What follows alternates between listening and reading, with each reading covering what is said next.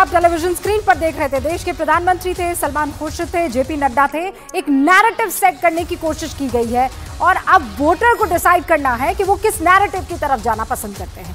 कुल मिलाकर राजनीति देश का मूड समझने और नैरेटिव बनाने का खेल है, क्लियर बात है। और नैरेटिव की इसी लड़ाई में एक और कांग्रेस का घोषणा पत्र दिखाई दे रहा है, सबसे बड़े राजनीतिक विवाद में बदल गया, जो कि मुस्लिम लीग से उसकी तुलना होने लगी। और दूसरी तरफ राम मंदिर को लेकर बीजेपी कांग्रेस को राजनीतिक विवाद में उलझाए रखना चाहती है। शायद इसीलिए प्रधानमंत्री नरेंद्र मोदी करीब अपनी हर रैली में आप देखिए राम मंदिर का जिक्र कर रहे हैं। और कैसे उलझा कर रख सकती है, क्योंकि कांग्रेस जानती है इस मसले पर वो बैकफुट पर है। अगर प्रधानमंत्री मोदी ने आरोप लगाया है कि कांग्रेस राम मंदिर बनने से खुश नहीं है,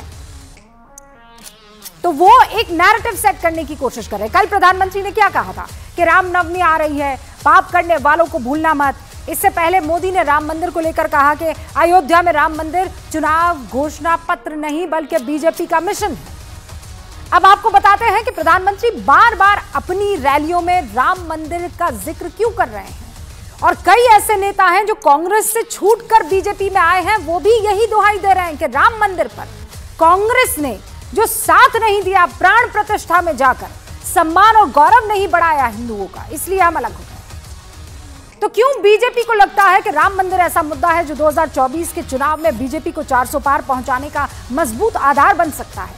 इसके लिए मैं आपके सामने कुछ आंकड़े रखने जा रही हूं, बहुत गौर से देखिएगा और आप चौंक जाएंगे इन आंकड़ों को देखकर। अयोध्या में बने राम मंदिर के उद्घाटन को कितने दिन हो चुके हैं?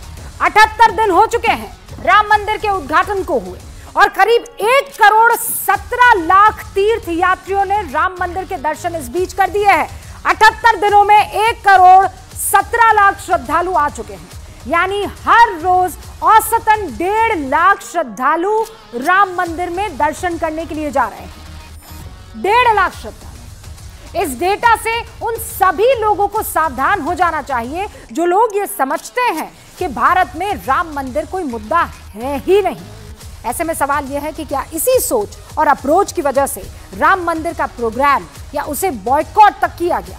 ये सवाल उठाए गए कि राम मंदिर तो 2024 के चुनाव को ध्यान में रखकर बनाया है, कांग्रेस की तरफ से कहा गया। और क्या ऐसे कहने वाले के मूड को समझ तीर्थ यात्री राम मंदिर में दर्शन कर चुके हैं?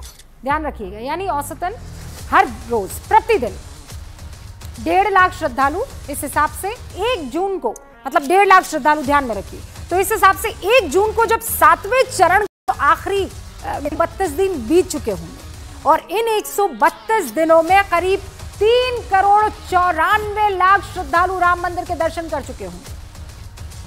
आप समझ रहे हैं? 3,94,00,000 श्रद्धालु 1 जून तक दर्शन कर चुके होंगे।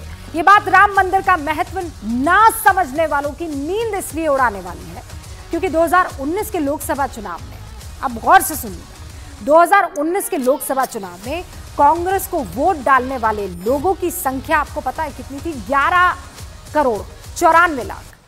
यानी कांग्रेस को 2019 में जितने वोट मिले उसका 33% सिर्फ राम मंदिर जाने वाले श्रद्धालुओं की संख्या है। मैं सिर्फ आपको अंक गणित समझाने की कोशिश कर रही हूं क्योंकि वोटर जो हिंदुस्तान में रहता है वही कांग्रेस और बीजेपी में से किसी एक को चुनने वाला है।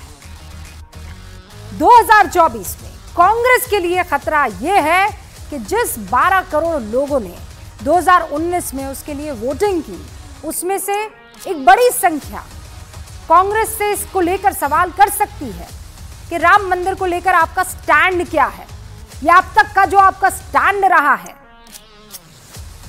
उसे हम कैसे सही माने। क्योंकि राम मंदिर पर कांग्रेस के स्टैंड की बात करके कांग्रेस के कई नेता पार्टी का दामन छोड़ चुके हैं। कांग्रेस और इंडी गठबंधन राम मंदिर बनने से बहुत नाराज है। कांग्रेस के शाही परिवार ने राम मंदिर की प्राण प्रतिष्ठा का न्योता ठुकरा दिया। कांग्रेस के जिन नेताओं ने इस कदम को गलत बताया, उन्हें पार्टी से निकाल दिया गया। और एकाध दो जो अगर वहां पहुंच गए प्राण प्रतिष्ठा में, प्रभु राम के चरणों में सर झुकाया, तो उनको 6 साल के लिए पार्टी से निकाल दिया। अगर कोई प्राण प्रतिष्ठा में आ गया तो उसको कांग्रेस पार्टी से 6 साल के लिए निकाल दिया। क्या इस देश में ऐसा हो सकता है भाई? प्रभु राम के बिना आप देश की कल्पना कर सकते हो? हमारे यहां तो सुबह शाम मिलते हैं तो राम राम सा करके शुरू करते हैं भाई। और अंतिम विदाई में भी राम बोलो राम से ही जाते हैं जी। उस राम के खिलाफ इतना गुस्सा मेरे दिमाग में नहीं बैठ रहा है भैया। प्रभु राम अपने घर विराजे और ये रामनवमी आ रही है, सज धज के लोग मनाने वाले हैं। हम देखते हैं कितना विरोध करते हो। राम मंदिर पर देश का मूड आपने समझ लिया है, अब आगे बढ़